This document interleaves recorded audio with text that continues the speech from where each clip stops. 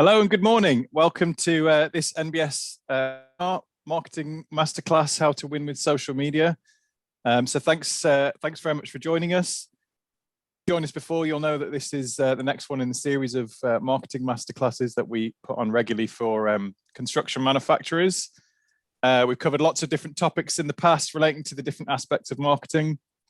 And today we're delighted to be covering one that's always a hot topic of debate and one that often creates an air of mystery or an air of kind of sometimes different understandings of what's possible. But social media is the topic of the day. So we're going to be discussing all things related to social strategy, how it can be used by manufacturers, and most importantly, how to do it well and how to win with it to ultimately support your marketing strategy and help with your business goals. So yeah, thanks for tuning in. Just a couple of housekeeping things before I introduce our very able-bodied panel. We're planning to run for up to 90 minutes. We'll see how things go. If we're out of chat and people are dropping off, we'll stop before that. But often we tend to find that everyone's still interested to go on beyond an hour, so we'll go up to 90 minutes. Everyone who's attending, your mics are muted just for logistics. But please do feel free to ask questions via the Q&A tool, which you'll see in your Zoom window there.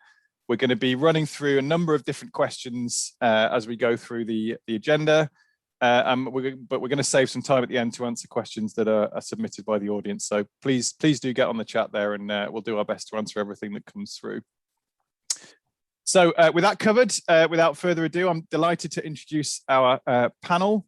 I'm Robin Cordy. I'm Marketing Director at NBS and regularly host some of these slots if you haven't seen me before.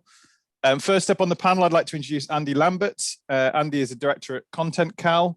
ContentCal is an all-in-one marketing tool that helps brands plan, create, publish, and analyze their content marketing efforts, which integrates heavily with the social media space. Andy's joined us on a few of our webinars before, and which has always been good fun. So thanks again for joining us, Andy. Nice to see you. Absolute pleasure. Good to be back. Good stuff. We're also joined by Keon Dadgostar from Ridgemount PR. Ridgemount are a integrated marketing agency built for construction and beyond. So Keon can bring some great real-world examples of what's worked for other manufacturers and other organizations within the construction space. So I think this is your first time joining us, Keon, but we're delighted to have you. Welcome. Yeah, thanks for having me. Looking forward to it. Great stuff. And last but not least, we've got our own Amy Wemyss, who manages all of our social media activity at NBS, looking after all of our different Twitter accounts, LinkedIn, and so on. And we'll share some of the wisdoms of what we do and what we've learned works well for manufacturers and anyone else in construction. So hi, Amy. Thanks for joining us. Hi, morning. Brilliant. So yeah, the way it's going to work this morning, we've got 7 or 8 questions that we're going to kind of work through the panel and discuss and share our kind of top tips and insights as we go, and hopefully you'll take something from it. So without further ado, we thought we'd start with the kind of the top level question. Why do manufacturers, or any other business for that matter, but particularly manufacturers for today, why do manufacturers need a social media strategy? So we've got some data that we're going to show from Andy in a moment, but Keon, I was wondering if you wanted to chip in on this one first, just in terms of knowing the construction landscape and why should manufacturers be considering this at all? Well, I mean, we do a lot of research with where people are and where they're getting their information from, some of which I'll share with you a bit later on. But everything that we've done and everything that we've shown and everything that we've analyzed all points to social media and it just playing such an integral role on all our clients that we work with, their marketing strategy. Sort of 5-10 years ago, we were looking at the kind of budgets that you would have to spend to put a full-page ad in a trade press magazine, and now we sort of, we can sort of show our clients, if you spend a tenth of that, not only do you have to spend as much money, but you actually get full insights into exactly who has looked at your ad, how they've interacted with it. You can see the full journey of what they do after they've looked at it. and all these other sort of insights which you never used to get before. So for the return on investment, I think social media strategy is absolutely crucial for manufacturers now. Brilliant. Okay, so yeah, so let's hit up with our first stat of the day. This is one from you, Andy. Tell us a bit more. Yeah, so this is actually the most pessimistic estimation I've seen of this, but it's global data from Visa, so I thought I'd run with it, where 1 in 4 of all online purchases influenced through social, and it's the social media landscape has changed dramatically. I definitely back up what you just said there, Keon, and the fact that how things have shifted. And if you look at what Google estimate, just in the last 12 months, we've moved forward about 5 years as a digital economy. The way that people are buying, finding, being influenced to buy products has changed fundamentally just in the last year. So if there's ever any silver lining to what we've all been through over the last 18 months, it's been how our digital environment has shifted dramatically. And the growth of social media in general has been utterly phenomenal, right? So there's been another, just in the last 12 months, 520 million new people joined social media networks. 520 million in the last 12 months. It's just insane. So yeah, the numbers speak for themselves. We've seen a big macroeconomic shift in the way that people are using digital channels, and absolutely it's set the path for the future. So, you know, even though we're at kind of the burgeoning change right now, this is the trajectory for how people will be buying products in the future and being influenced to buy products and services. Certainly my Yeah, and it's interesting, isn't it? Because social media obviously huge in the kind of the general public and so on. Amy, thinking about kind of, you know, specifiers and the people that manufacturers might be looking to target with their efforts and so on. Obviously, they don't purchase products in the regular way, but they're pretty much just as influenced by social media as anyone else, aren't they? Yeah, absolutely. And I think if you think of just who you know today, pretty much everyone's on social media. So it's a really quick way to reach people and businesses. I think especially when you look over the last year as well, when the world shut down, social media became a crucial part of all of that and how you actually reach people. You know, trade shows shut down, you weren't able to reach people through your typical channels. So social media was kind of elevated through that. But I don't think we'll ever see that change. I think it'll continue to be a massive digital route to market where you can just immediately put your products in, put your business in front of people. I think it'll play a huge part. Absolutely. So yeah, although behaviors might be different across different audiences, actually social media plays an integral part, whether it's for kind of social purposes and free time, or whether it's in a more of a work context. And I think actually, so we're going to move on to the next one. So Andy, this is another one of yours around the kind of primary channels used for researching brands and products. Yeah, so this is something that we regularly study. As you probably guess already, I'm a bit of a data nerd when it comes to social media stuff. So we look at this every quarter to try and look about the changes in purchasing and buyer behavior. And so this is from January, so it's about 3 months old, so it's a bit due an update now. But fundamentally, the top 2 channels, search engines and social networks, the 2 primary sources where individuals, brands, businesses go ahead to do their market research and research brands and products. The interesting thing about those top 2 elements is that both of those channels, search engines and social networks, we don't control as businesses, which is slightly concerning, but it does represent a significant opportunity as to how we can leverage content marketing and specifically social media. If you look at that 44.8% of people citing social networks as their primary channel of brand research, I've seen that number increase every single quarter, and it's seen its biggest jump over the last 12 months. So yeah, it just kind of backs up the point that Amy was saying about this being becoming going to become a primary route to market for manufacturers and businesses in general, to be honest. Yeah. Great. I can see we've already got a couple of questions coming through on the chat about kind of how these stats relate to kind of B2C versus B2B. Have you got anything you can share with us on that, Andy?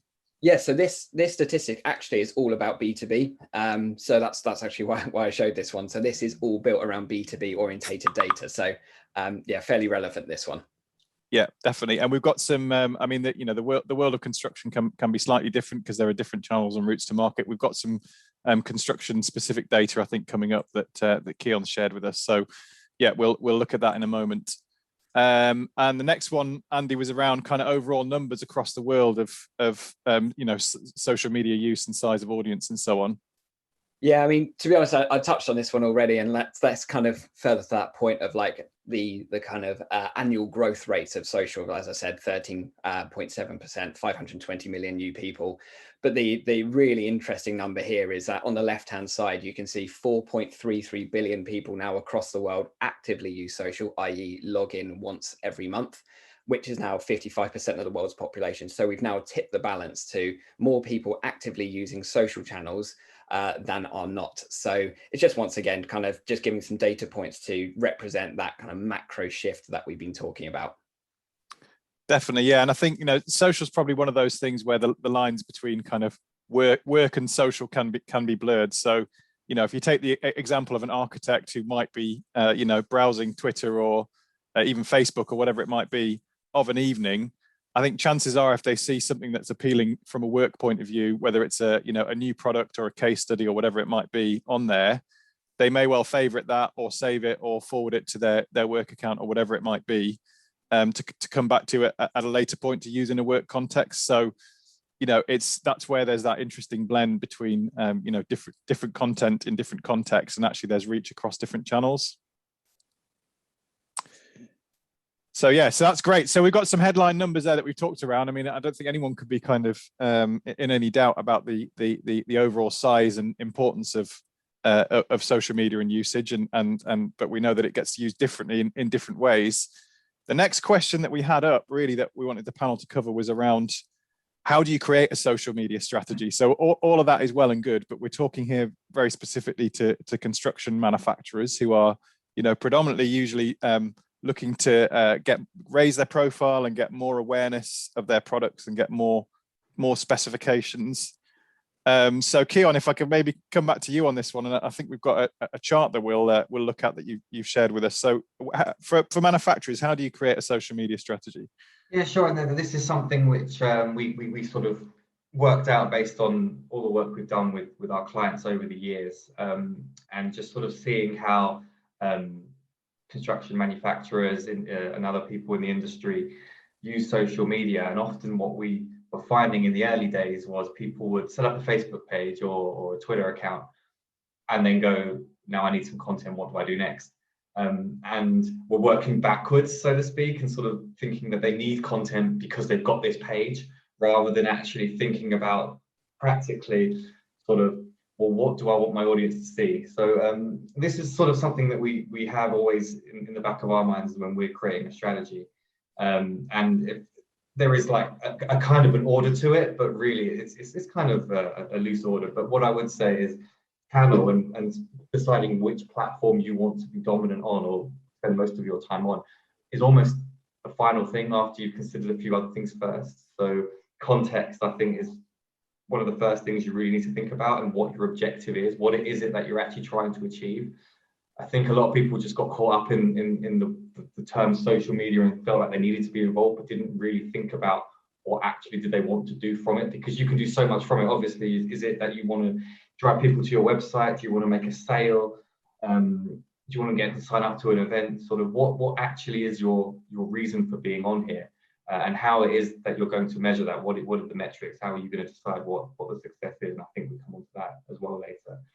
Then once you've thought about that, that's when you can really start creating a content plan, sort of attract new people and retain the interest of the people that are already aware of that you're on there. So a content strategy is several-fold. Some content is to obviously increase your following and get new people who may not be aware of you. But you also need a strategy for the people that are there and that you want to keep them on. So it's about retargeting. Once they've seen one piece of content, maybe there's something else that you want to show them, and now they're aware of certain things about your business. And then conversation, which is obviously a huge thing, it's called social media for a reason. It's about tracking and responding to what people are saying about you and on your page. So being very active on that and getting involved in the conversations and making the customers feel like that they have like a direct line to the brand that they're using is a really powerful tool. Yeah, there's nothing worse for a brand, is there, than kind of ignored or customer conversation about a brand that has been left to fester and just is out there without any kind of response or reaction from the brand. Absolutely. So, you know, we spend a lot of time making sure that our responses are right, that we are still, you know, speaking in the right tone of our clients and sort of getting that engagement. And you notice actually the more you engage, the more people start to get involved because they see that you're an active brand and they see that you're present on social, and that they then feel that they want to get involved themselves that they may not have before. And then, yeah, the campaigns is obviously a huge part of that.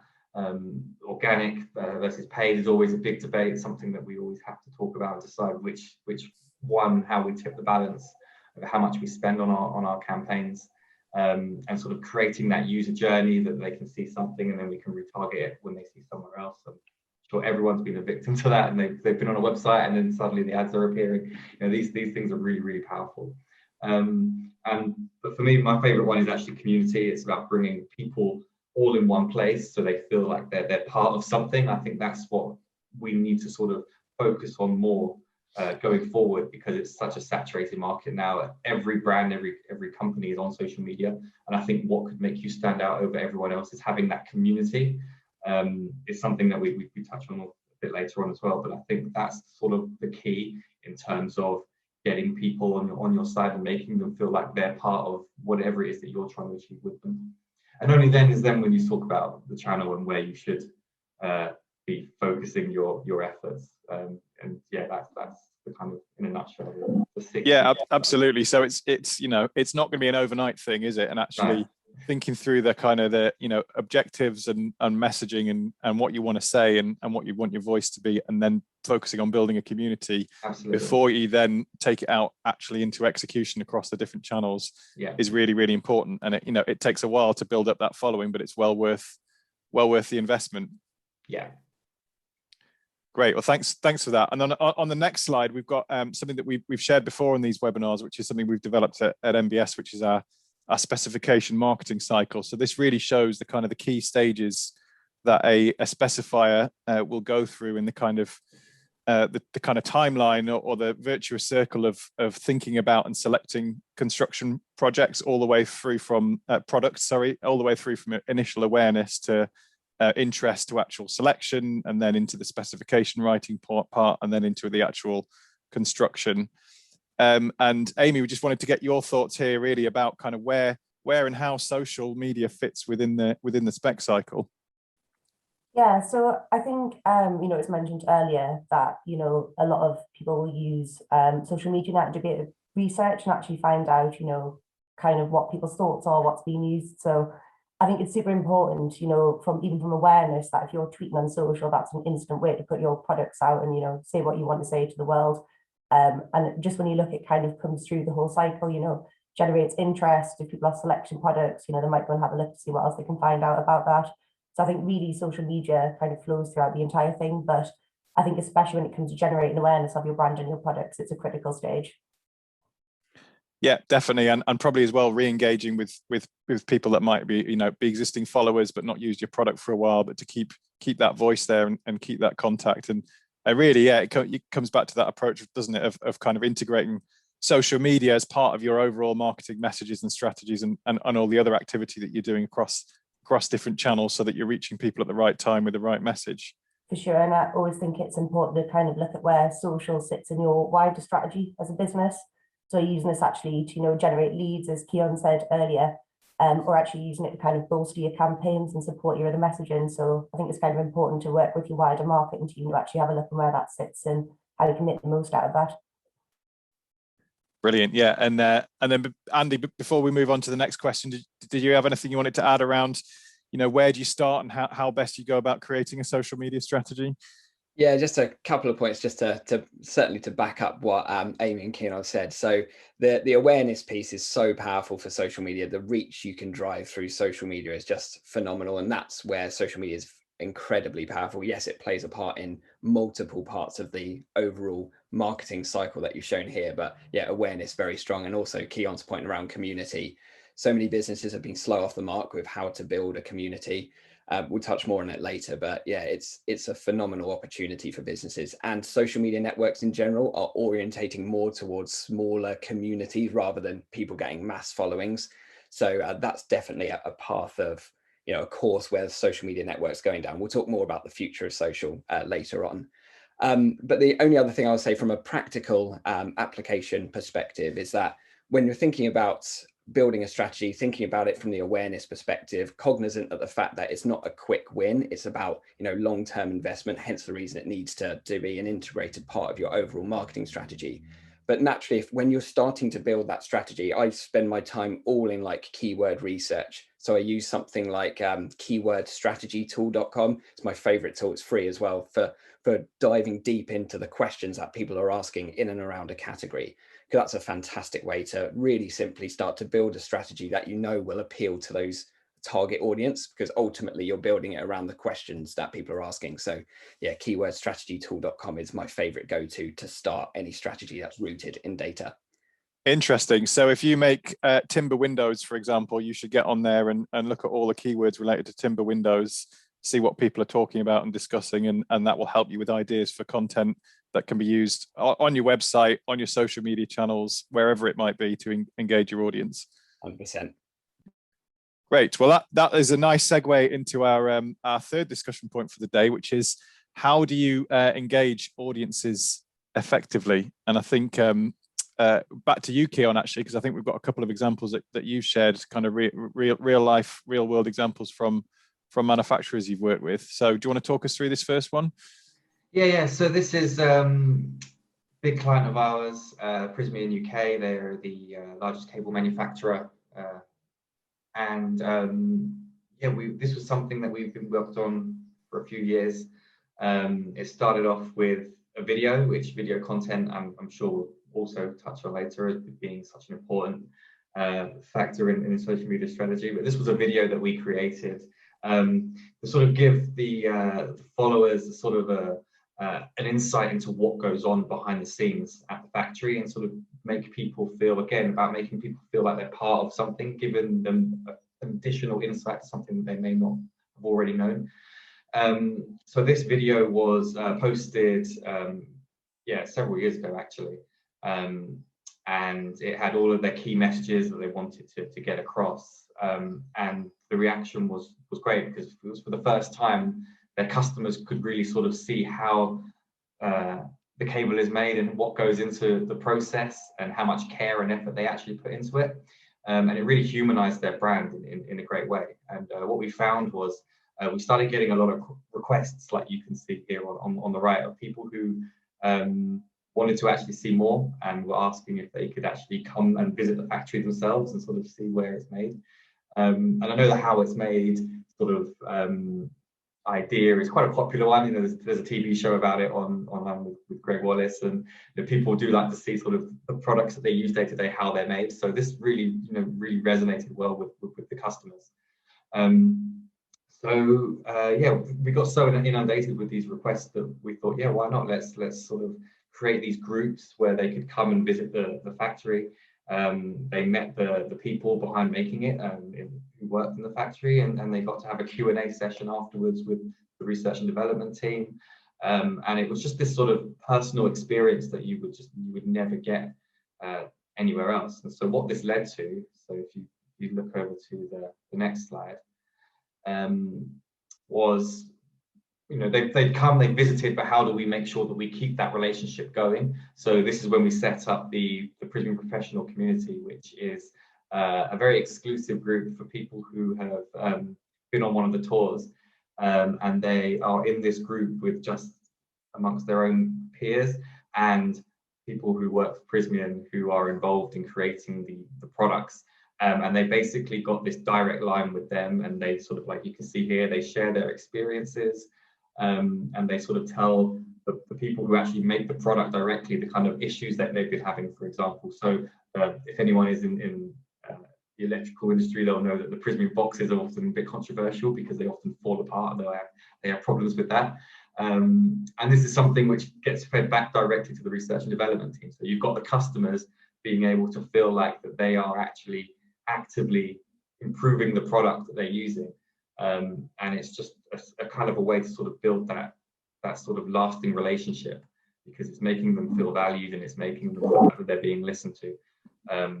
And yeah, totally. It's a really nice way of kind of engaging the super fans, if you like, even though, you know, it's about cables, but, you know, that's a big part of the kind of working world for the group that you've engaged there. But also you could see how this could influence specifiers as well, whereby, you know, they might be looking to specify cables.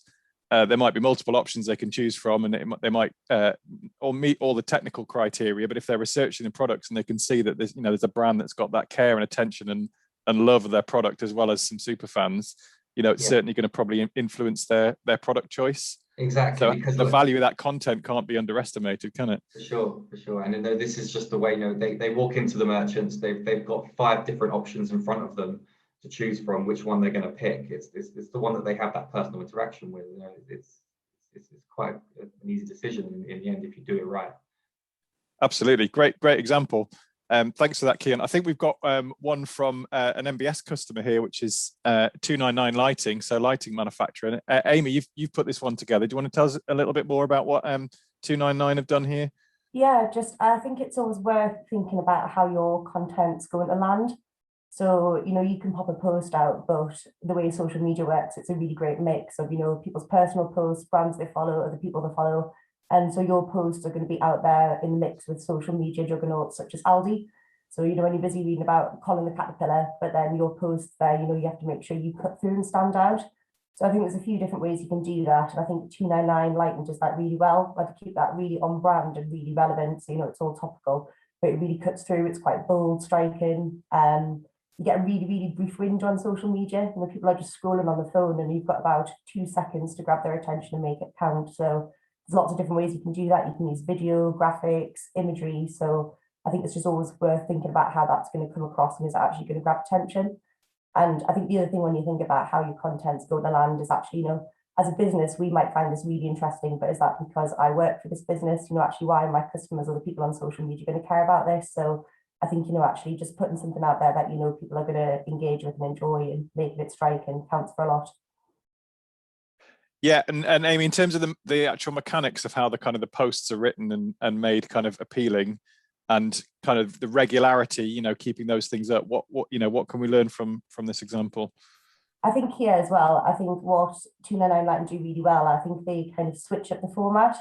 So I think the post in the middle there where they say getting it right, I think that's something, you know, everyone's going to care about. Everyone's going to want their content to land, or, you know, I think especially in construction, it's important to get things right.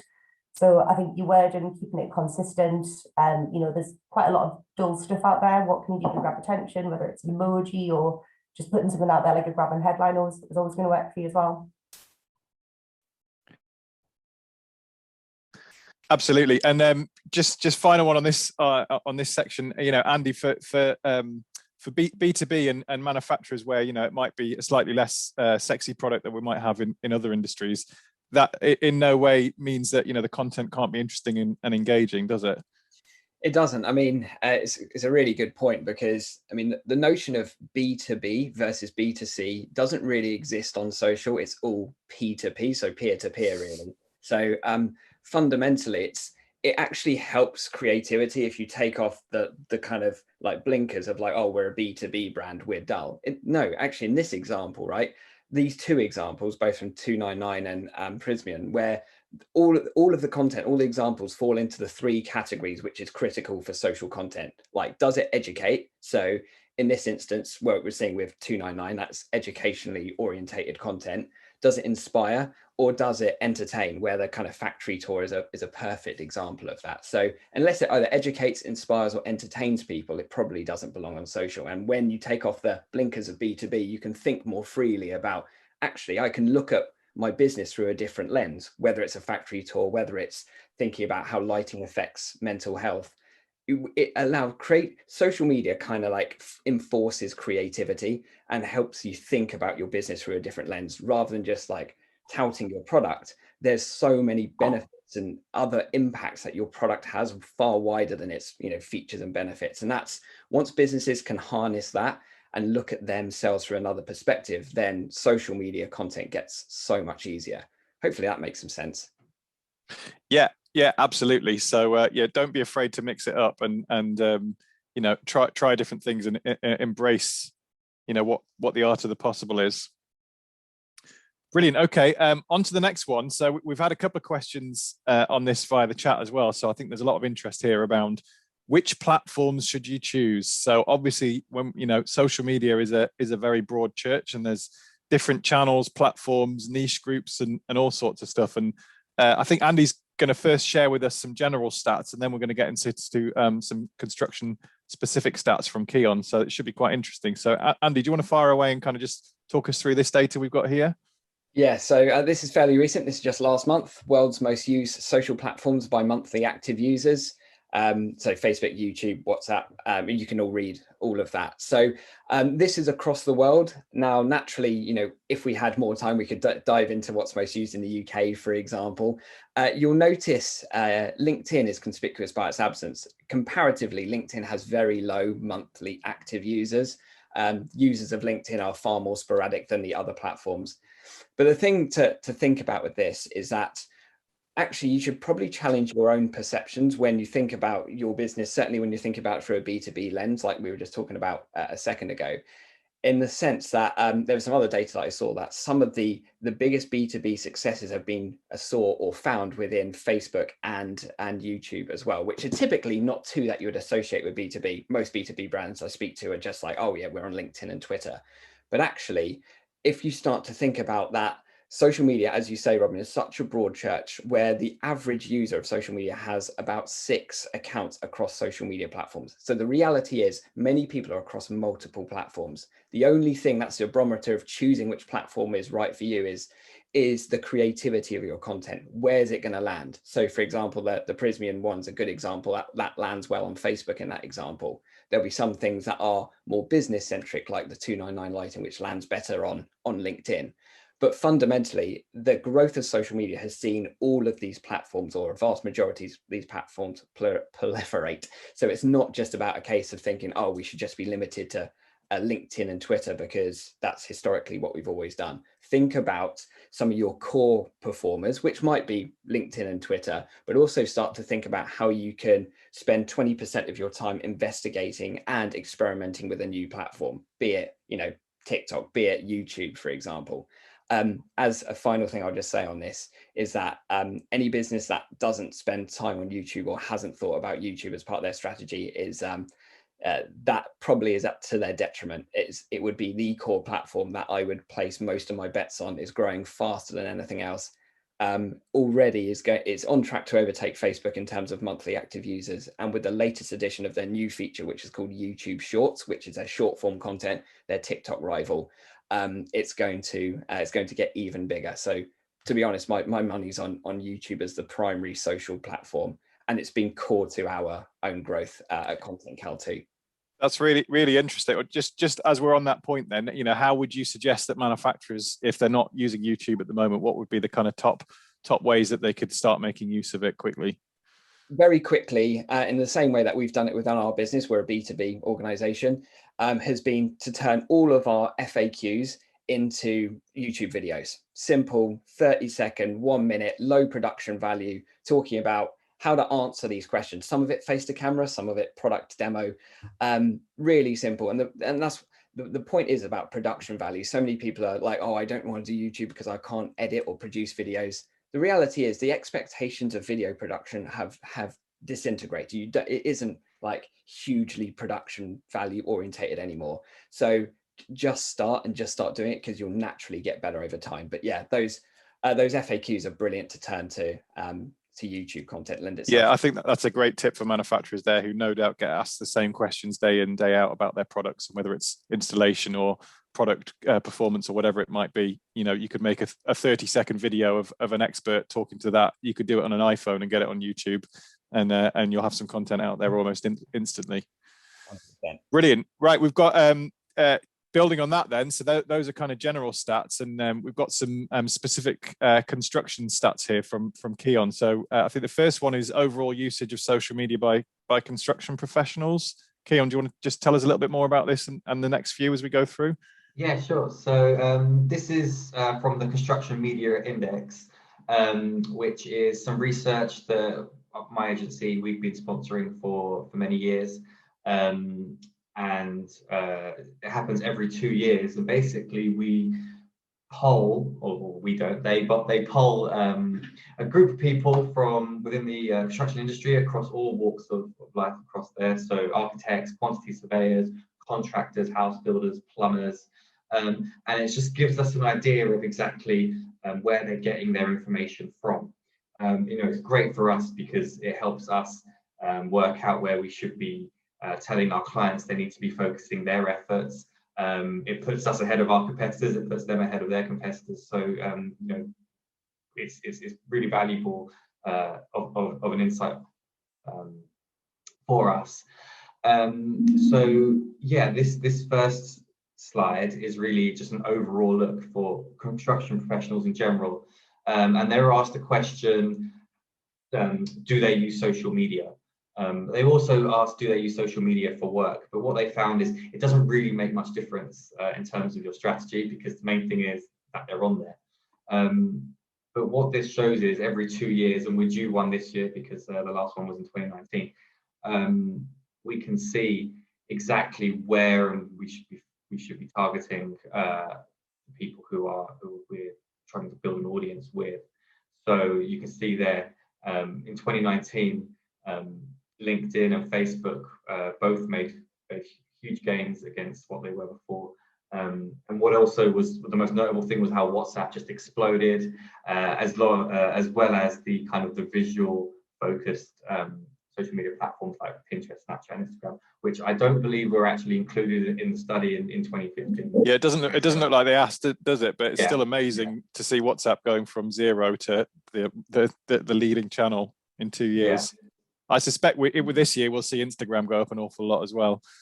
I would expect so. Yes, I think the sort of the visuals and then the video focused platforms are certainly going to overtake. And I think what was also interesting is the use of LinkedIn, I think has gone up. I think it's something which people are taking a bit more seriously. It's a smaller pool of people, but it's a lot more specific.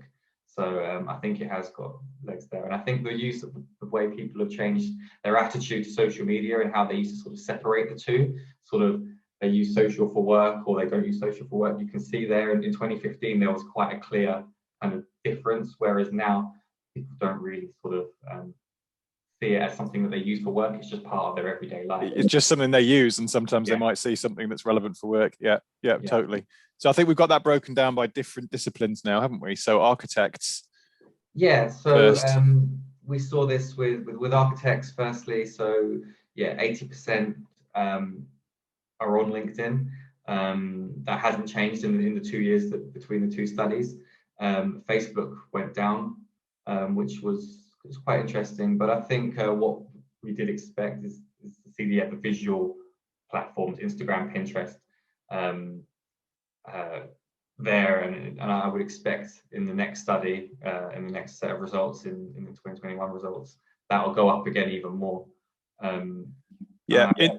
Interestingly, a couple of people are mentioning on the chat that YouTube isn't included on there, so I don't know if that's the way they did the survey or whatever. Yeah, that would have been the way they did the survey. Interesting that they didn't think that would be part of one of the questions. I would know if that's what they're planning to do for this year's one. That's a really good point, actually.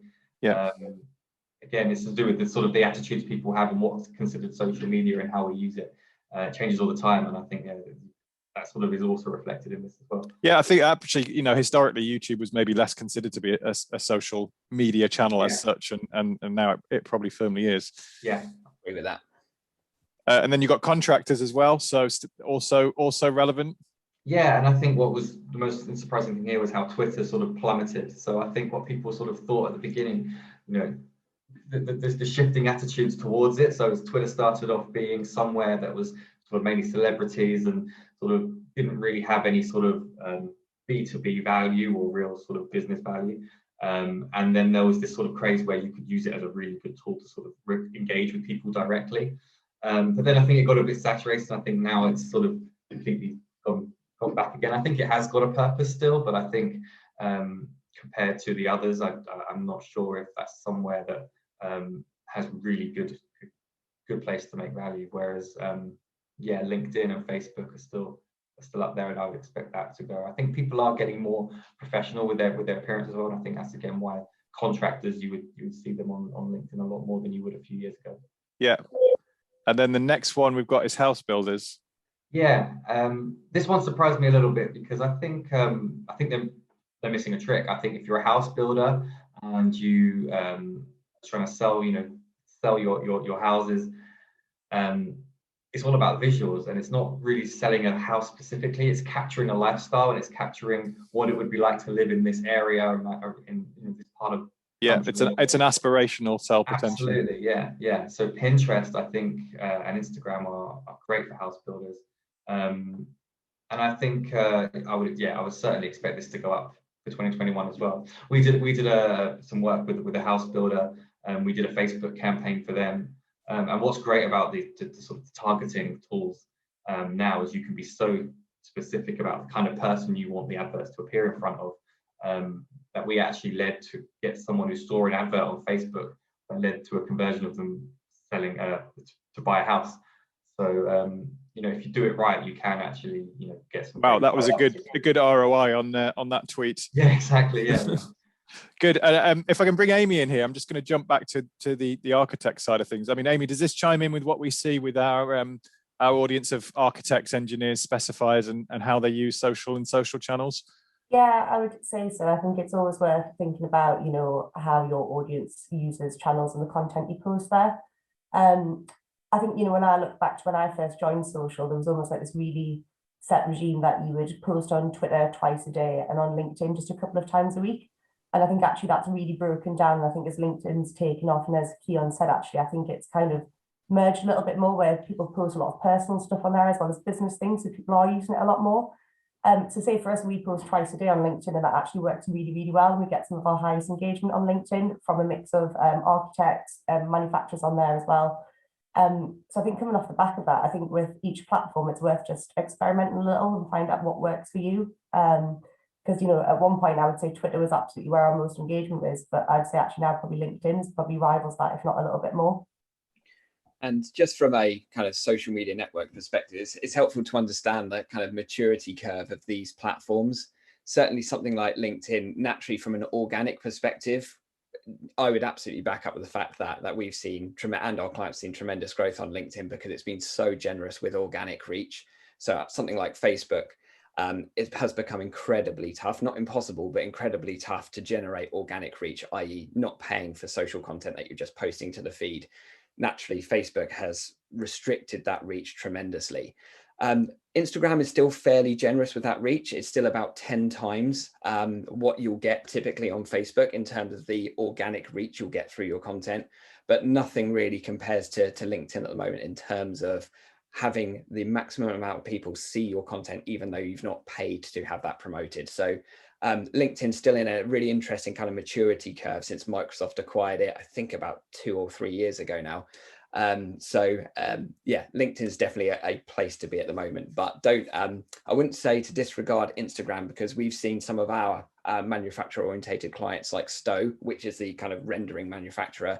They've seen fabulous results on Instagram just by presenting their product in a more kind of aspirational way, even though it's kind of rendering, which you wouldn't seem as, very glamorous, but it's lent itself very well to Instagram. They've seen good growth on that, good awareness being driven through the organic reach that Instagram is fantastic at driving.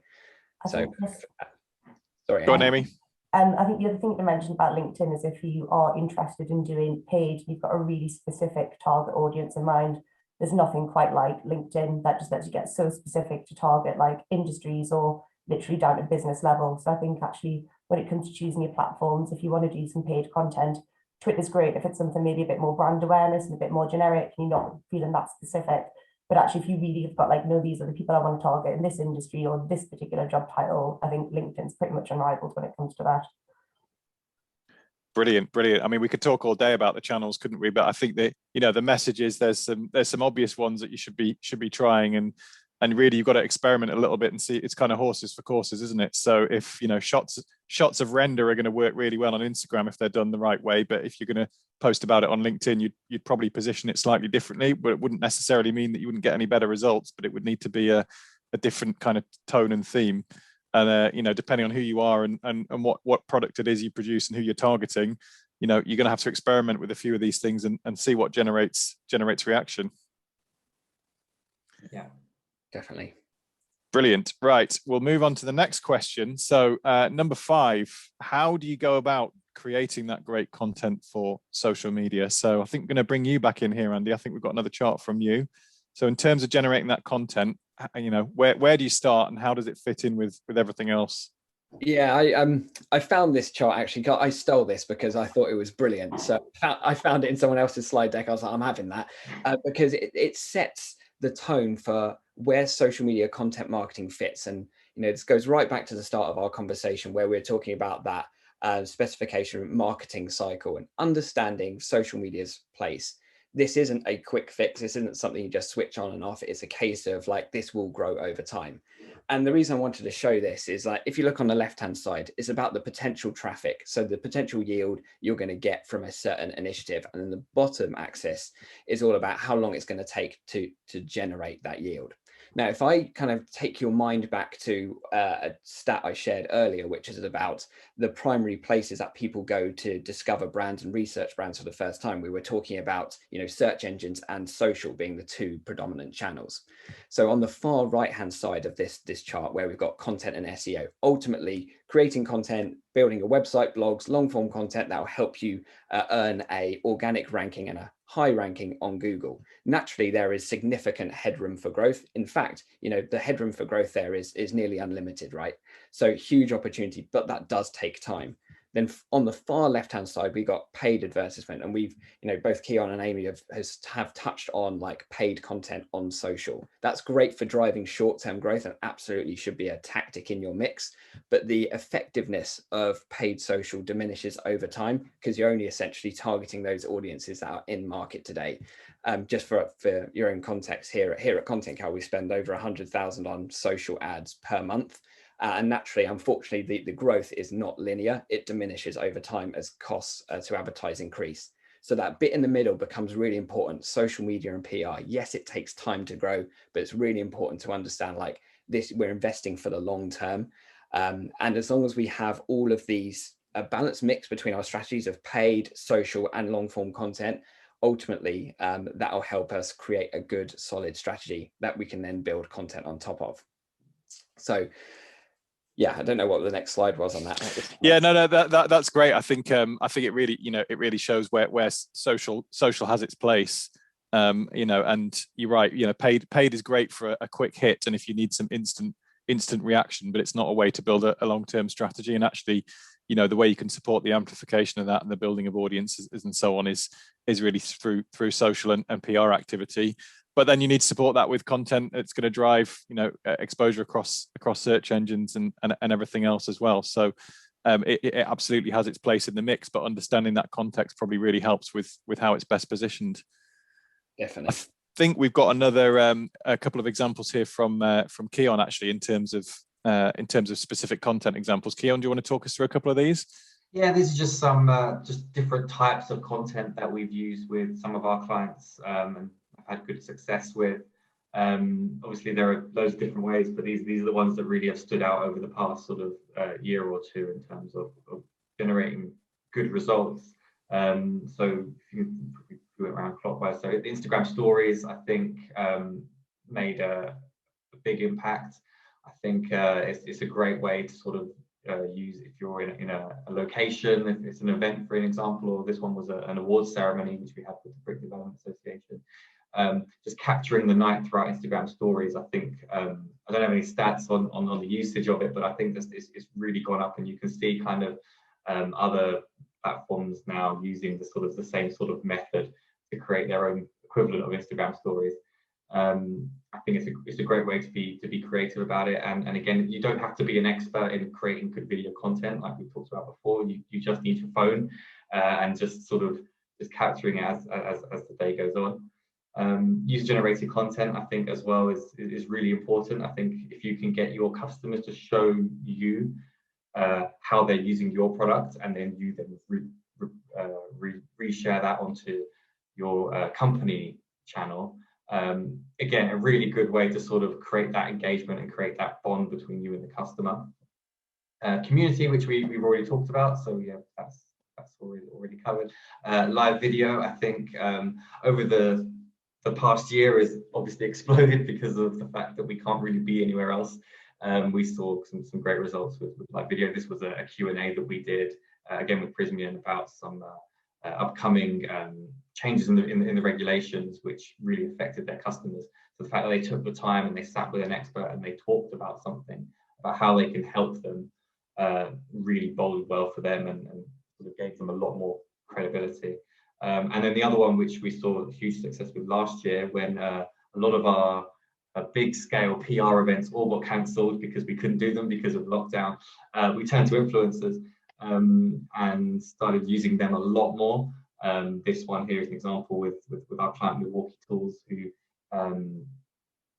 we gave them a sample of the products and they would sort of talk about them in their videos. And again, we talk a lot about sort of with brands talking about their own brands. Of course, you're going to say it's great. So people always take advertising with a pinch of salt. But if you've got someone who you follow or someone you respect with a platform saying that this is a good product, that can carry so much weight.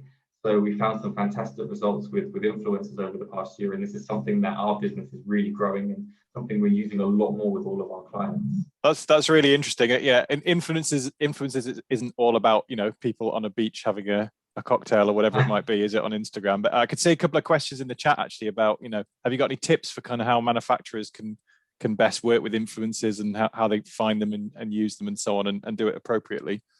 Yeah, I think it's all about being authentic. I wouldn't go down the path of like offering somebody tens of thousands of pounds to say that this product is great, because it's so obvious that it's not natural and it's staged. So I think it's just about that transparency between the two of you, doing a bit of research, seeing who in your sector is the key influencer. There's, you know, every sector will have several people that have got their own dedicated channels. It doesn't matter what the topic is, there will be someone who has got an audience who is interested with a group of people who all want to find out about it, and they look up to that person for their insight. So it's just about taking time to doing a bit of research and then reaching out to them and seeing what, you know, having the same sort of expectations between you. You can't expect them to just say this is an amazing product. That's not how it works. It sort of needs to be subtle. It needs to be natural, and it needs to be something that you're both on the same page with. And again, it's just building that relationship over time and strengthening it. It can really work. Yeah, just to add to that, because I'm totally with you on basically how I contextualize it. It's like the power of the channels you don't own, like user generated content, influencers, and also, you know, not forgetting to tie in your employees as much as you can in some kind of like employee advocacy program, because those channels that you don't own are so powerful. And honestly, I see so many people, thousands of businesses, content strategies, and they're all about what we're putting on our own channels, which is important, but it's equally as important as what other people are putting on their own channels about you. Fundamentally, like what other people have said about us at ContentCal has been key to our growth. And as you say, it's all about trust, right? It's all about those people that already have authority and influence with that community. Brilliant to leverage. On the question of tools, the tool that I use to find influential individuals is a tool called hypeauditor.com. Yeah, just one word, hypeauditor.com. Find people in certain categories, and you know, you can find those individuals with a requisite audience quality score. You can see the categories they talk about, and you can reach out to them through there as well. And there's like a free trial of it if you want to test it out. And yeah, that's been incredibly powerful. I would say for the things that we've paid. So when we've worked with influencers, there's some influencers we've paid an embarrassing amount for. I won't actually share that because I'm personally embarrassed, and it has not worked at all. The things that have worked the best are the things that we haven't paid for. So getting, you know, someone well known on a webinar, for example, and it don't have to be social content, because you can use social to promote that webinar, whether it's like getting someone that you admire on a podcast, or whether it's just simply, you know, going live together on Instagram. There is huge amount of potential in collaboration.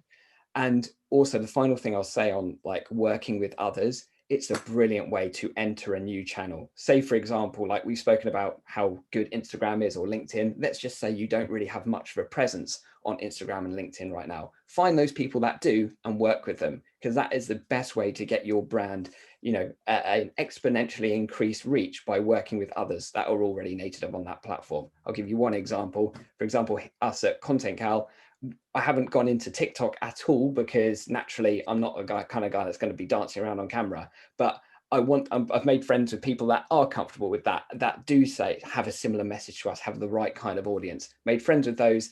And, you can find kind of value exchanges, whether it's giving free access to a product or whatever the value exchange is. But that has been an amazing way to get us on a new platform without us having to, create a whole strategy for that certain platform. But yeah, it's a really good point to make, Keon. I think just to quickly chip in there as well, I think especially when you look at the examples Keon shared, using influencers and, using actual, more staff focused content. And there was a question about this earlier. It's actually a really great way to bring a human element to your social, to actually show people instead of products. It just makes you look a little bit less mechanical and actually bring you to life a little bit more. So, whether that's just like a talking head video or just, as I said, you've gone live with an award, it helps bring a little bit of personality to your brand and get a little bit more of that human element going as well. Yeah, brilliant. We've got another example actually from you, Amy, that I was hoping you'd mentioned. So this is another MBS manufacturer, not necessarily on the influencer side, but great examples and use of relevant content. So this is Wood for Good. Yeah, so I think there's lots of different type of content you can push, but actually, I think the bottom line is actually, what do I want to say and how am I going to create this content? And I think Andy made a really good point before, and you need to think about how that's going to actually land with your customers. So actually, is this informative? Is it actually going to tell them something? Are they going to find this humorous? Are they going to engage with it? Are they going to read it? So I think it's always really a good starting place to think, how is the customer going to use this and how are they going to interact with it? Think about what they're going to find interesting. So Wood for Good just does a really nice mix of, stats, nice bold graphics. This is from their Twitter, where they get really, really great engagement. So I thoroughly recommend having a little look through and seeing what they're doing, because they've got some wonderful stuff on there. And when it comes to creating that content, I think, if you are in marketing, you don't just have to literally rely on the marketing team. The chances are you'll have some really knowledgeable people around the business. You can call on their knowledge, use them, work with them. And that's probably a really good way to kind of, find out what's going to work. And actually, if there is a hot topic, but you know nothing about it, who in the business does work with them. Yeah, absolutely. I think, it can't just be the marketing team or whoever it might be might kind of own and control the social media, but they need, everyone else around the business who's got something to say, they need to get them involved somehow, whether it's them doing it directly or kind of just feeding into the content and helping push the message. Yeah, I think the other thing with content as well is that a really good way to kind of build your reach is, you can't really do it anywhere else but social, but there's some really good fun things that happen on social, like the Star Wars Day. So there's all sorts of things and hashtags like that. Yeah, interesting. So someone's asked a question. I was going to come back to this, but how do you make sure the content isn't frivolous? So are memes too frivolous for B2B and manufacturers and social media? What would you say to that, Amy? I'd say no. I think if there's a place for you to have fun and bring your personality to life, it's actually on social. I think what you do need to do, though, is keep it kind of topical and relevant. So I think we've actually got it a little bit later in this presentation, but say for Star Wars Day, we did a specification guide for Death Star, so Death Star Specification 101. So that was literally how you would use our products at MBS to specify a Death Star. And actually that went down really, really well. So it's a really good way to kind of chip in, getting on that hashtag, which is getting really, really good reach, but actually still educate about your product. So I think it's just all about how you deliver it and make sure it's relevant to what you're posting and to your business. Andy, did you want to add on that? No, it's excellent. I flipping love that. That's a brilliant idea. No, I was just going to chip in with a tool that's really good for that. So go to daysoftheyear.com and you can find all of the upcoming national days and the associated hashtag. So obviously the keyword is relevance. I see a lot of people trying to shoehorn themselves into those hashtags that are going to trend. So don't do that. But where you think you've got a bit of a creative angle, looking with a good degree of foresight around those national days will allow you to plan for something that would have taken a decent amount of time, how to specify a Death Star, but to make sure you've got a good amount of time to plan for that. But use hashtags wisely, free reach, definitely. That's a really good, I think you've got to find that way of linking it to your brand and your message, haven't you? But as long as there's a link there, have as much fun as you like within reason. Brilliant. Right, I'm going to move us on to the next question. So this is always a big topic with social media, and actually we haven't got any slides to show here, so we're just going to talk around it. But how do you measure success? And it's all we've talked about how you can often measure impressions, clicks, reach, and those kind of things. I'd imagine we've probably got some attendees on the line that have, you know, stakeholders in their organizations who maybe don't get social media in the same way, or don't have an appreciation of how to measure it and how it contributes to the bottom line. So Keon, I was wondering if you might kind of, you know, chip in with a couple of things on how should manufacturers go about kind of measuring their efforts in the social space. Yeah, sure. I mean, so, you know, we have several clients. Every month we produce a report saying how the last month performed, and often you would show that to somebody and you could just put loads of big numbers in it, and someone just goes, nods and goes, oh great, that's really good. But most of the time they're going to look at it and go, what does that mean, so what? And so it's been, yeah, it's something which we have to work with each client individually and sort of understand it, what their objectives are and what they consider to be success. For us, I think it's no longer necessarily about views. I think impressions and unique views and things like that can be quite blurred in terms of, you can skew that and make it look like that you've got 1 million people looking at something, but what does that actually amount to? Does that actually bring in any kind of revenue or any kind of success at all? And not necessarily, you know. So I think what's really important for us now, when we're sort of reporting back to our clients and saying this campaign did well, this didn't do so well, it's really looking at engagement and sort of seeing kind of how people reacted. Did they comment on something? Did they click through and visit the site? Were there any conversions? If it's a kind of website where you're trying to generate sales leads, that's a really good way to sort of see what you would manage, what you would define success. So cost per conversion, if you're putting a Facebook campaign that costs £1,000, and each conversion you've got 10, so you've got, you know, £100 a conversion, but that leads to a new business lead that generates 50 grand. You know, these are the kind of numbers that you sort of need to sort of work out and sort of say, what is the cost to me for each conversion that I get, and how does that stack up against how much I'm spending? So I think, yeah, conversions and engagement, I think, are the key performance indicators for us in terms of measuring success, and less emphasis on the bigger numbers and the bigger impressions. It's really about quality of the people watching it rather than the quantity. Yeah. Andy, did you want to jump in on that?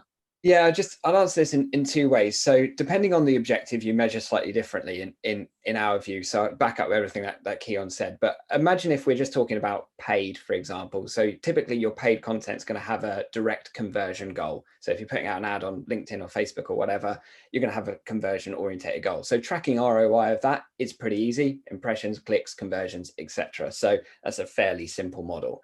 But when we talk about organic and we talk about the things that are a bit more esoteric, like, you know, awareness, consideration, influence, the thing that I track above everything else, yes, we still track, like shares, engagement rate, for example, which is the amount of engagement per every 1,000 people reached. So they're kind of like lead indicators. But the thing we care about more than anything is called share of voice. So the way I track share of voice, and I track this against our competitors. So I use a tool called Mentionlytics for this. So Mentionlytics gives us a bit of a share of voice analysis, which basically is a count of every time that we're mentioned across social and the broader internet. So across blogs, review sites, etc.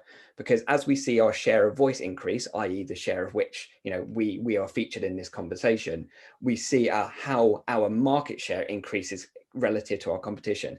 And what we've seen very interestingly is the share of voice and how that grows absolutely maps our growth as a business. So that's become like a core metric for us and a great way to track your competitors. So yeah, Mentionlytics really good for that. In terms of like granular analysis of like understanding how your competitors are doing, the things that are working well for your competitors, we use our own tool for that. So that's called ContentCal. So we dive into our competitor benchmarks and we have a real good nosy around what's working for our competitors, because a lot of the stuff you might want to pinch and steal and kind of do a bit of a take on. And some of the times, you know, when you start to dive into your competitor data, you realize that you're performing better than you thought. So yeah, they're the 2 ways I'll answer that. Very, very interesting. Some great tips there. And Amy, what have we seen in terms of, you know, how do we measure things at NBS, and how are we seeing our customers measure things on social and the impact it has? So I think definitely, as Keon mentioned there, looking at your engagements and how many people are interacting with your posts really counts. Because with views, somebody could have just scrolled past that, but with an engagement, somebody's actually bothered to take the time to click on that and actually interact with your post. So I think that's a good idea to kind of benchmark what kind of content's working, what's working well for you, and start working from that. I'd say certainly for us, for MBS, we use social as part of like a wider campaign to support what's going on around business on, the manufacturing specifier side. So I'd say for us, a big goal of us on social is actually to get people onto our website. So, for us, social is kind of like the top of the market and funnel, and eventually we want to get them down, sale or whatever. So I think for us, tracking link clicks. So if you don't do that currently on social, you can use tools like Bitly, which will actually create a tracking link. You can actually see how many people have clicked on that. And that's a really good way to actually kind of start tracking that journey. And are actually people clicking on your post? Are they interested and engaged enough to actually go on your website and spend some time there? So I think that's a good one. And if you've got the right tools in place, and there's marketing automation tools and things available now that in theory you can link up a very first interaction with someone on social all the way through to then visiting your website multiple times or whatever it might be, all the way through to a sale and conversion. The technology is there to do it. So you can start proving the actual pound value on individual posts almost. Sure. On that point, actually, I'm going to pop something in the chat. I created an ROI calculator. It's just on a Google template. So if anyone's welcome to use it, I'm going to pop that in the chat. So it's not like a download or a lead gen form. It's just it's the form that we use to calculate the offer. Everyone loves an ROI calculator, Andy. So yeah, thanks for that. That's in the chat. Excellent. Right, have a look there, please, and make good use of that. Thanks, Andy. Good. Just got a couple more points left, and then we'll kind of cover the kind of questions that we've had through, which is quite a few. So just quickly then, it's an ever-changing world in social media. What are the latest changes that people should be aware of? If you had a couple of things that you wanted to highlight, and Keon, I might bring you in on this one. Well, I think the point made earlier about it's about the people, not the product, I think is a really good thing to have at the front of your mind when you're talking about what should be in your social media strategy. I think the days of sort of just making it just be like another form of advertising and just sort of sharing how good this product is and getting all the key benefits of it just sort of rammed down someone's throat are kind of gone, and it's more about sort of the lifestyle and the way your product is used in the context and sort of sharing more deeper insights behind what goes on backstage. So with staff, with the people who make the product, and then the people who use it and tell their stories and sort of share their experiences. So I think that's really, really important. I think that's really changed over the years. And the second thing for me, which has really changed over the years more recently, is video content. I think I come from, we're an agency, or we call ourselves storytellers. My boss, who's the MD of the company, is a wordsmith, and a lot of the people who are in our company are writers and former journalists. And we really value the English language, and my boss has a hard time sort of understanding that when I'm telling her video is actually king now, and actually people are more likely to pay attention to your content if it's something that they have to watch rather than something they have to read. That doesn't mean that there won't be any. It still involves any words. Often you use text animation and things like that to have it in the video. But I think investing in video is really, really important to stay ahead now. I think you're going to be left behind if you're not using video. Yeah, great. And they're almost kind of cultural people changes about how people are using the platforms as much as anything, aren't there?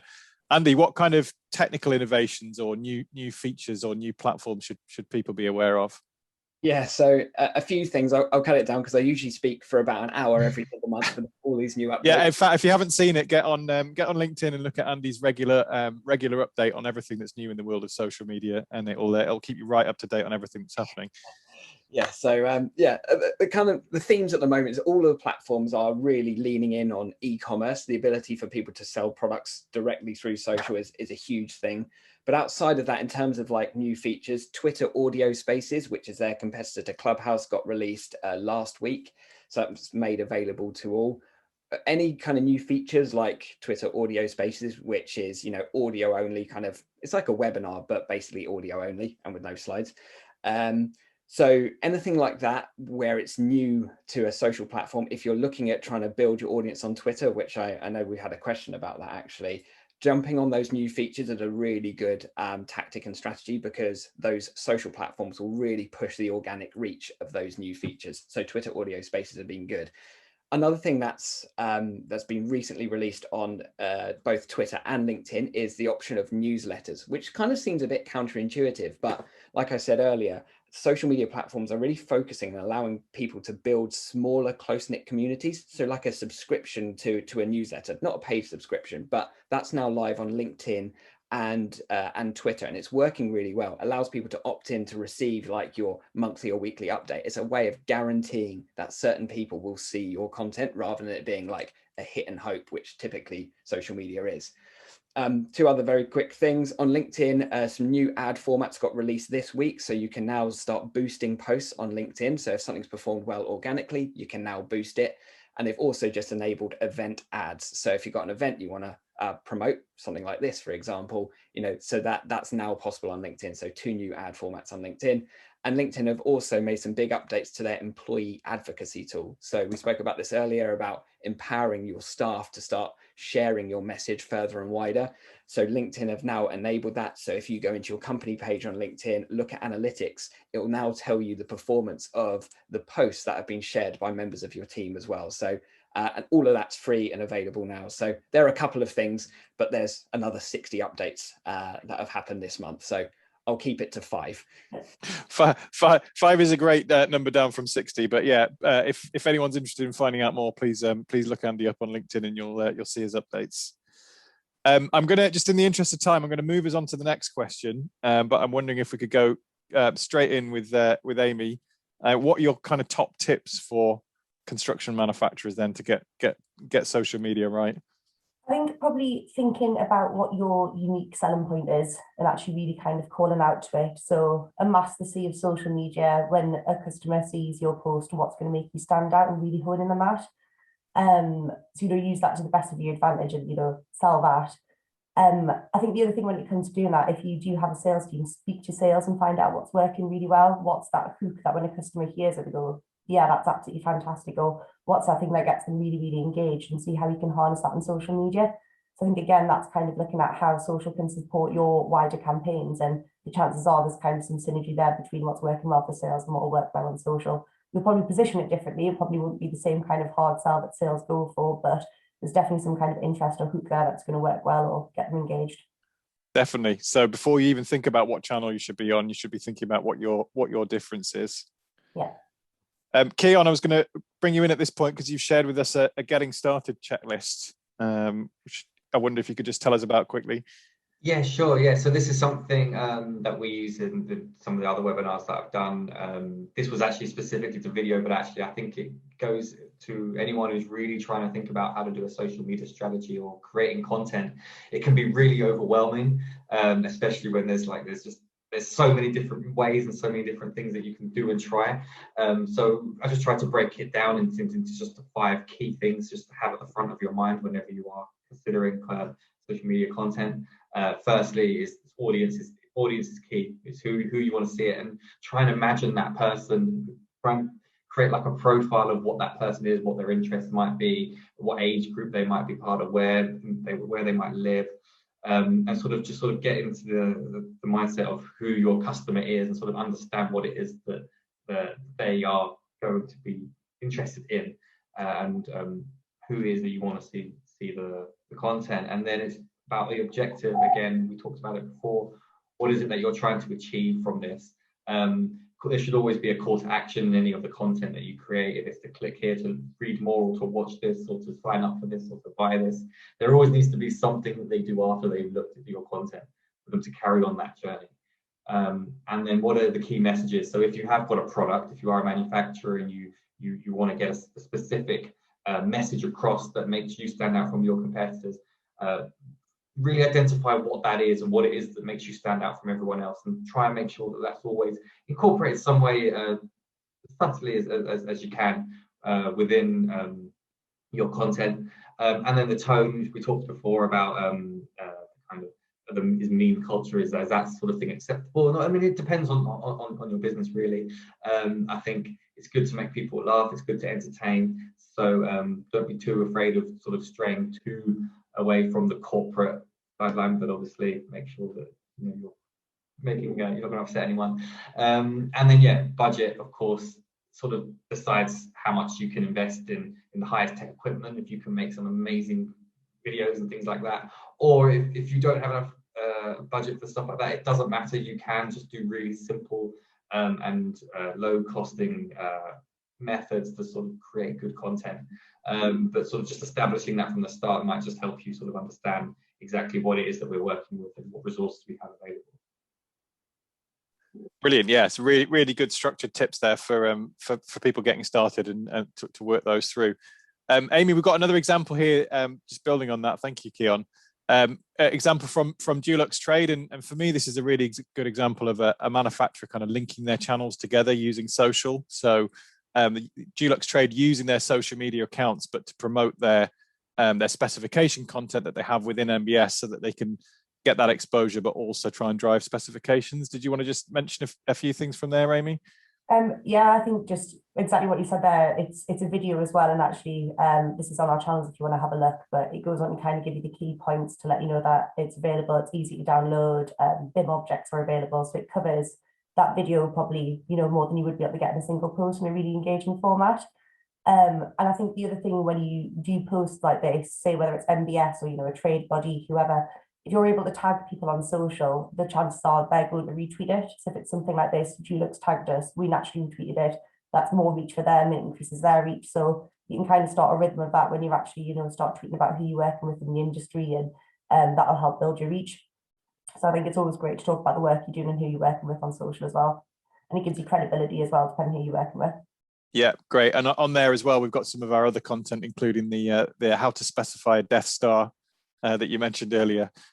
Yeah, I think just very quickly to touch on as well, I know we spoke massively about how important video is and how more and more crucial that's getting. How MBS enables collaboration between architects and manufacturers there. That was created using an absolutely fantastic tool called Lumen. And what Lumen actually does, you can put a bit of content or an article in, and it'll actually auto-generate a video for you. So you have to do a little bit of editing, but actually if you find, I'm really struggling to create engaging video content, I'd really like to do something, it might be worth checking out something like that, because actually it's a really great way to say, this is an intro to this article, and then you can click on and read more and read the full article. So really handy tool for anybody looking to get in the world of video on social. Absolutely, brilliant tip. And then Andy, just before we move on to going through the questions that we've had through the Q&A, what would be your top tips for construction manufacturers looking to win on social?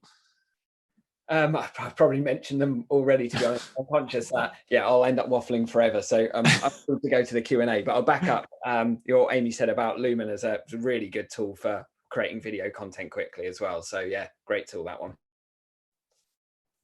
Brilliant. All right. Well, yeah. Thanks, everyone. We've still got hundreds of people on the line, so it's been a great session. We had loads of questions through. We'll try and get as many as we can answered.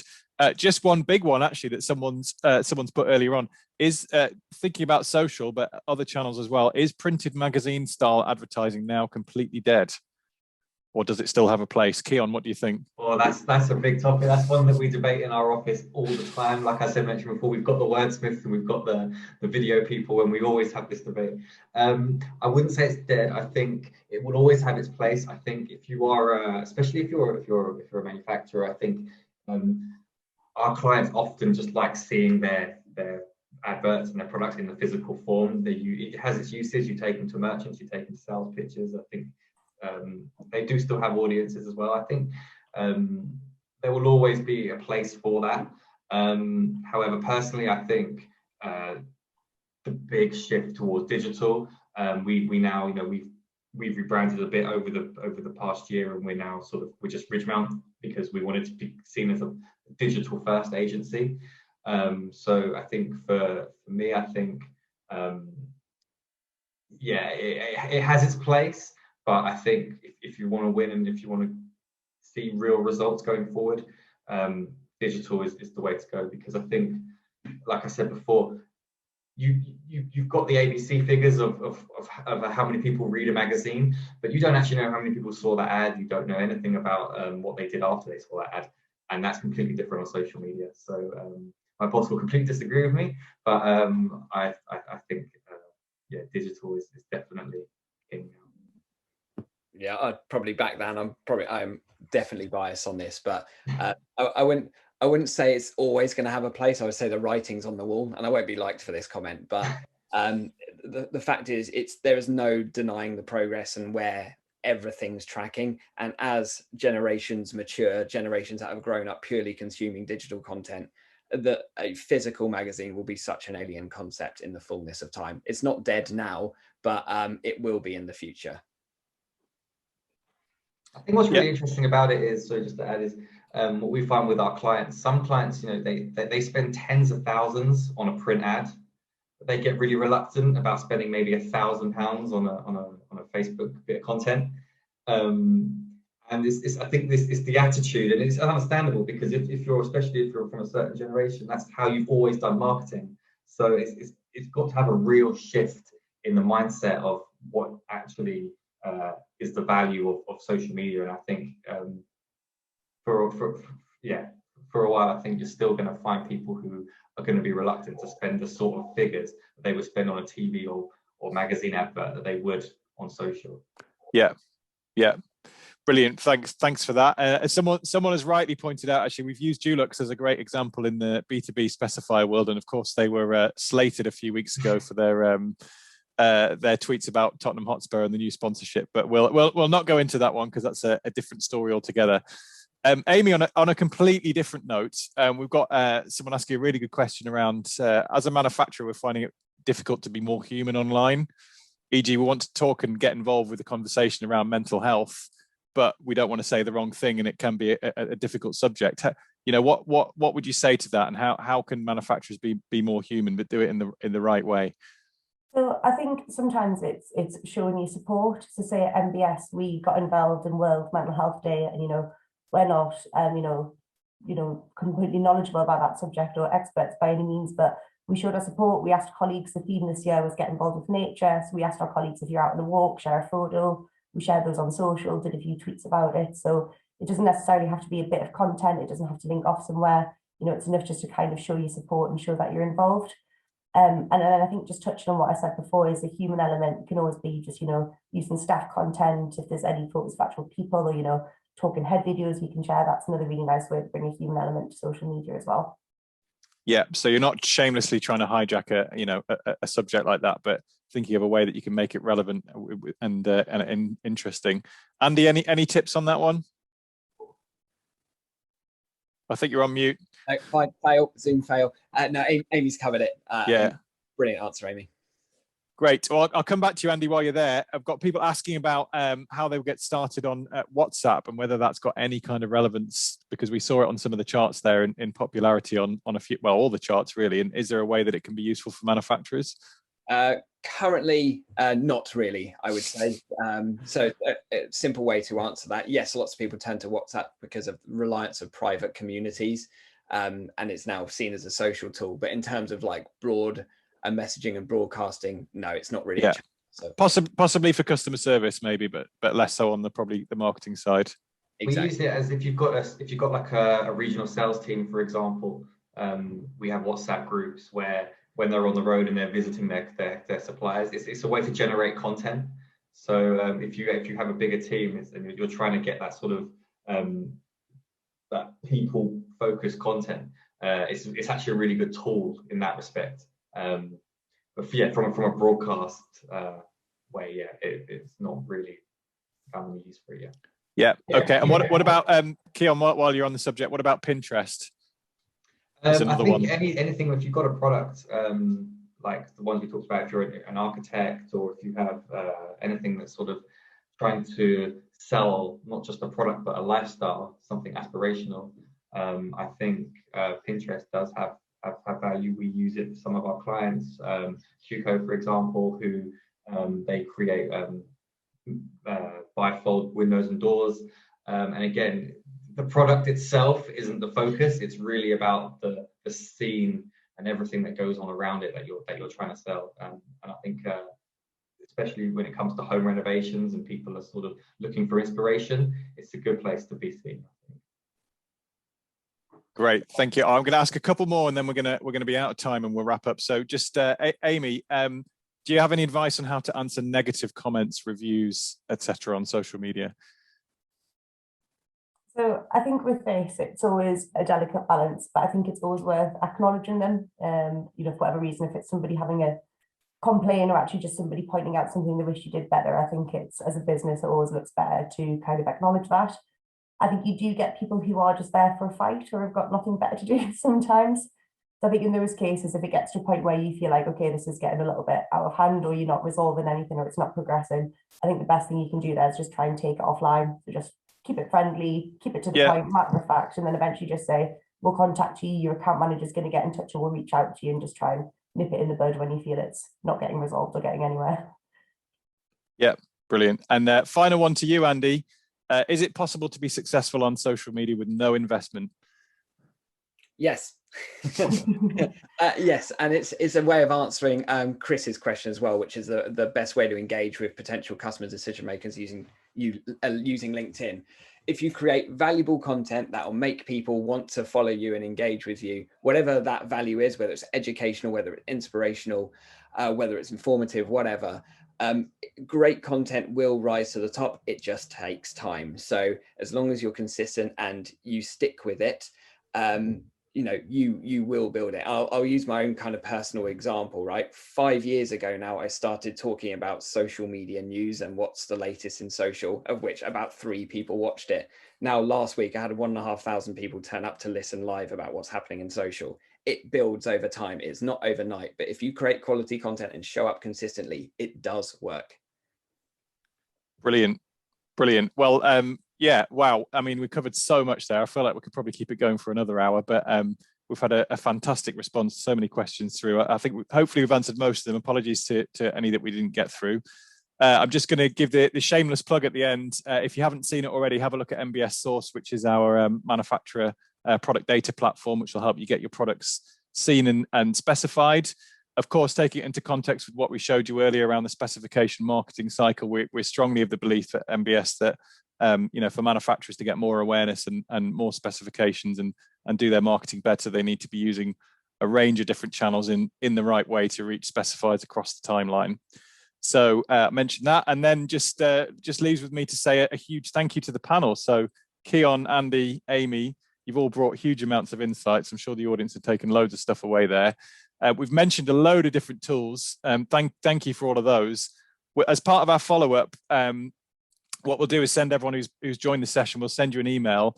We'll make sure that we include a list of those tools that were mentioned on there for the audience to view, because there's been a lot of questions asking if we could share those. So any tools that you guys mentioned, if you can email them through to us at MBS, I'm talking to the panel, we'll make sure they go out on a thank you letter thank you email to the attendees.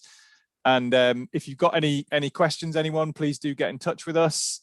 The recording of the webinar will be available on the manufacturers.thembs.com hopefully in the next couple of days.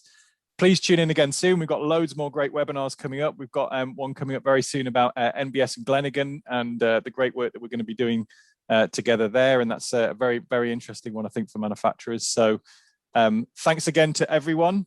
It's been a real pleasure. And thanks to all the audience. And we'll hope to see you on again next time. So thanks, guys, and take care. Cheers. Bye-bye. Bye.